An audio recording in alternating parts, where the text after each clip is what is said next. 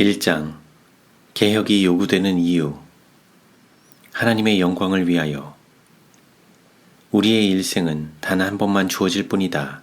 그러므로 각 사람은 나는 어떻게 하면 나의 힘을 투자하여 최대의 이익을 낼 수 있을까? 나는 어떻게 하나님의 영광과 나의 동료 인간의 유익을 위하여 최선을 다할 수 있을까? 하고 연구해야 할 것이다. 왜냐하면 생애는 이러한 목적들을 달성하는 데 사용될 때에만 가치가 있기 때문이다. 하나님과 동료 인간을 향한 우리의 첫째 의무는 자신을 개발시키는 것이다. 창조주께서 우리에게 주신 모든 기능은 최고 수준의 완전에 이르기까지 개발되어야 한다. 그렇게 해야 우리가 할 수 있는 최대 분량의 선을 이룰 수 있다. 그러므로 육체적, 지적 건강을 확립하고 보존하는 데 사용되는 시간은 훌륭하게 사용되는 시간이다. 우리는 육체나 정신의 어느 기능도 위축시키거나 활동을 불능하게 할 여유가 없다. 그렇게 하면 우리는 분명히 그 결과로 괴로움을 겪어야 한다. 생사 간의 선택. 각 사람은 자기가 무엇이 되기로 선택하든지 그대로 될 수 있는 기회가 다분히 있다.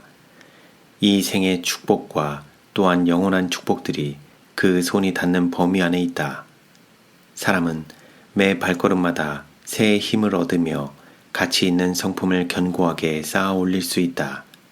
덕에 덕을, 은혜 위에 은혜를 더하면서 매일 지식과 지혜 가운데 향상할 수 있다. 신체의 기능들은 사용함으로 개발될 것이다. 인간이 지혜를 얻으면 얻을수록 몸에 익히는 재능도 더욱 커질 것이다. 이리하여 지능과 지식과 덕성이 보다 더 강화되고 더욱 완전한 균형미를 이루도록 개발될 것이다.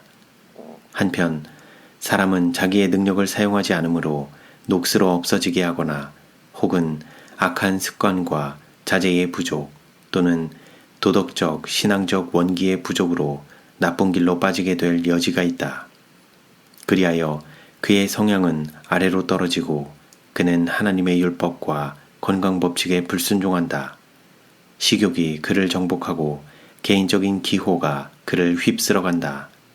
그런 사람은 악의 세력들을 대항하여 향상하도록 노력하기보다는 언제나 활동적이어서 자신을 퇴보시키는 악의 세력들에 빠져들어가기가 더 쉽다. 방탕, 질병, 죽음이 뒤따른다.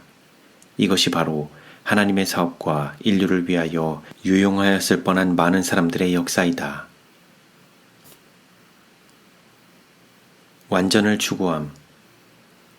1905년 치료봉사 103페이지. 하나님께서는 그리스도의 은혜의 선물을 통하여 우리로 도달할 수 있게 하신 완전한 표준에 이르기를 원하신다. 주께서는 우리에게 바른 길을 선택하고 하늘의 역사에 협력하고 우리 안에 하나님의 형상을 회복할 원칙들을 선택하기를 요구하신다. 당신의 기록된 말씀과 대천연의 책 가운데 그분께서는 생명의 원칙을 나타내 보이셨다. 우리의 할 일은 이런 원칙에 대한 지식을 얻고 또 순종함으로써 육체와 아울러 심령의 건강을 회복하는 일에 하나님과 협력하는 것이다. 편지 732, 1896년. 살아있는 유기체는 하나님의 소유이다. 그것은 창조와 구속으로 그분께 속한다. 그런데도 우리의 재능의 어떤 부분을 잘못 사용함으로 우리는 그분께 마땅히 돌려야 할 영예를 하나님에게서 빼앗고 있다.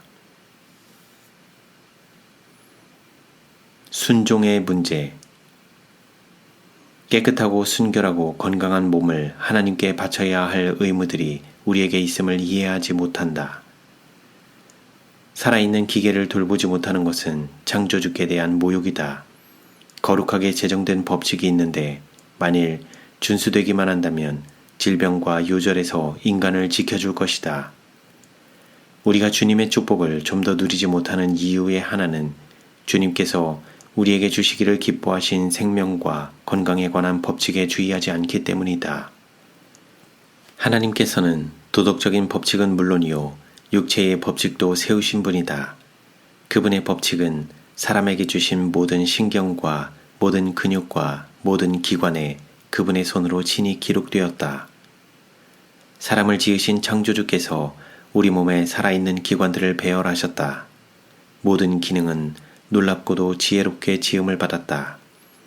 인간이 그분의 법칙에 순종하여 하나님과 협력한다면 하나님께서는 이 인간 기계를 건강하게 활동하도록 지켜주시겠다고 친히 서약하셨다. 인간 기계를 다스리는 모든 법칙은 그 기원과 성질과 또한 중요성이 있어서 하나님의 말씀과 꼭 같이 참으로 거룩하게 여겨져야 한다. 인간에게 구체적으로 지정하신 그분의 법칙들을 무시함으로 주님의 놀라운 기계에 가하는 모든 부주의와 아무렇게나 취급하는 행동과 어떠한 혹사도 하나님의 법을 범하는 것이다. 우리는 천연계에서 하나님의 솜씨를 보고 감탄할 수 있다. 그런데 인간의 거처인 몸은 가장 놀랍다. 필요 없이 활력을 소모하거나 두뇌를 흐리게 하는 길을 택하는 죄. 우리의 신체 법칙을 범하는 것은 참으로 십계명을 범하는 것과 같은 죄이다. 그 어느 한편이라도 범하는 것은 하나님의 율법을 범하는 것이다. 자기들의 신체 기관에 들어있는 하나님의 율법을 범하는 사람은 하나님께서 신의 산에서 말씀하신 율법을 범하기 쉽다. 우리 구세주께서는 당신의 제자들에게 당신의 재강림 바로 직전의 세상 형편이 홍수 직전과 아주 비슷할 것이라고 경고하셨다. 지나치게 먹고 마시게 될 것이며 세상은 향락에 몰두할 것이다. 이러한 사태가 현재 존재한다.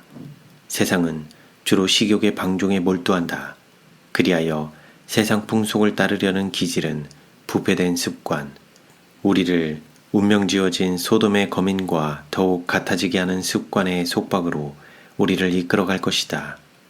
나는 지상 거민들이 소돔과 고모라의 백성과 같이 멸망당하지 않는 것이 의아하다. 맹목적인 격정이 이성을 주관하고 많은 사람들에게 있어서 모든 고상한 동기가 정욕에 희생된다.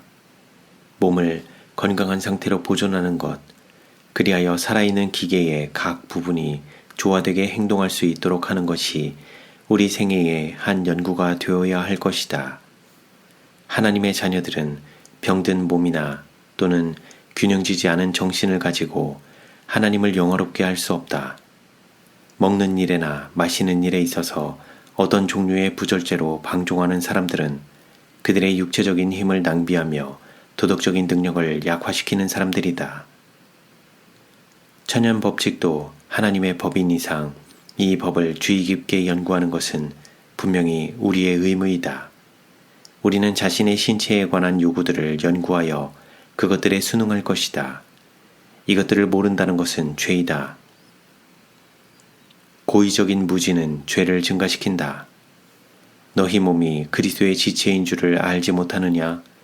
너희 몸은 너희가 하나님께로부터 받은 바 너희 가운데 계신 성령의 전인 줄을 알지 못하느냐? 너희는 너희 것이 아니라 값으로 산 것이 되었으니 그런즉 너희 몸으로 하나님께 영광을 돌리라. 우리의 몸은 그리스도께서 사신 그분의 소유이다. 그러므로 우리는 몸의 지체들을 가지고 우리가 기뻐하는 대로 할 자유가 없다. 그런데도 사람들은 그렇게 하고 있다. 마치 그 법을 범해도 아무 벌이 따르지 않는 듯이 자기 몸을 취급하고 있다. 그릇된 식욕으로 신체의 기관과 기능이 연약해지며 병들고 불구가 된다.